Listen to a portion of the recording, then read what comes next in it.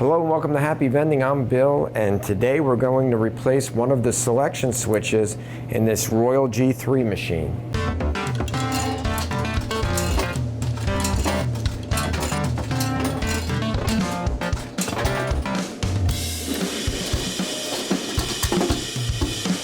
Happy Vending. This GIII machine is located in a high school, and I've been noticing that not many root beers have been selling from the machine. And when this happens, it's usually a sign that there might be something wrong with your machine or with that specific selection. You can't just assume that all of a sudden people aren't interested in that drink anymore. Now usually it's pretty obvious when a product sells out because you open the machine and you see it's sold out. It could mean that there's a column jam, but with a GIII machine like this, if a column is jammed, it will usually say sold out for that selection as well. In the case of this one, I figured out that it was the selection switch, and the way I know that is when you press one of the selection buttons on a GIII machine, it's going to tell you the price of it in the display. So if I press the Coke, you'll see it says $1. And then once it goes back to the greeting message, if I press this other one, Diet Coke, it will also tell you the price. But when I press the selection switch for number 4, the root beer, it just continued to keep showing Coca-Cola. Press it again, Coca-Cola. Sometimes if you keep pressing it a bunch of times, sometimes you can get it to work, but pretty much it's a goner. That switch is a goner. So that needs to be replaced. And it's not only an inconvenience on a GIII machine that you're not selling that product, but also if you have to program this machine, you need to use these 4 buttons to do the programming, to go into the codes, to go through the different menus. So if that 4th button isn't working, you're not going to be able to program the machine. One way to test it is you could swap this selection button with another button, and if the problem follows that switch, then you know it's the switch. But I pretty much figured it's absolutely going to be the switch, so I ordered these switches direct from Royal.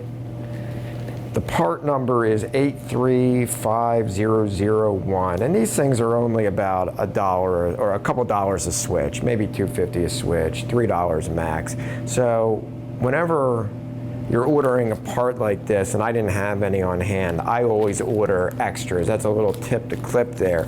Order extra parts so that you have them on hand, especially if you have multiples of these machines. Always order extras, so I ordered 5 of them. I only need this one. Just to play it safe, I'm going to unplug the power from this machine. It's really not necessary because it's only low voltage here, but just to play it safe, I'm going to unplug it. So we got to open the door. Open the inner door, and here are our 9 selection switches. These are older ones, and somebody has numbered them 1, 2, 3, 4, 5, 6, 7, 8, 9. The bad one's 4. These may be original ones. They're all white. The new ones are black. You really have to be careful in here because a lot of times this plastic, just from being in different elements, it gets really brittle over time, and once you break one of these plastic parts that hold the switch on, then you have to get this whole plastic piece, which then becomes a bigger repair. So you want to try to be as gentle as possible when prying these out. I'm using a flathead screwdriver. You basically have to pull out these little tabs on the right side and then pull it out. And then you have this connector that pulls straight back, has 3 contacts on it. If it's tight, get in here with a screwdriver. This plastic is brittle too, so you do have to be careful. It will start to crack. A little piece of it just cracked off of there. Pushing it up. There we go. Although it looks like a 3-contact connector because there's 3 contacts on the switch, the top one is just a dummy one. There's no connector in there. So it's really just using the 2 bottom connectors of the micro switch. Doesn't even use that top one. So here's the new switch. Just push it on, line up the connectors, at least the two bottom connectors, and push it straight on. Good contact. And then we just get it right in here, just the same way we got it out. You might have to pry back this bottom. There, the bottom clicked in.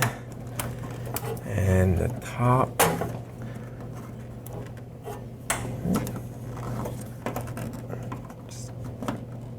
There we go. Got it in, connectors on, didn't break any of the plastic, so that's pretty good.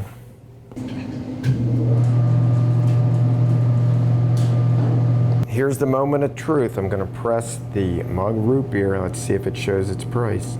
There it is, right away, instantly.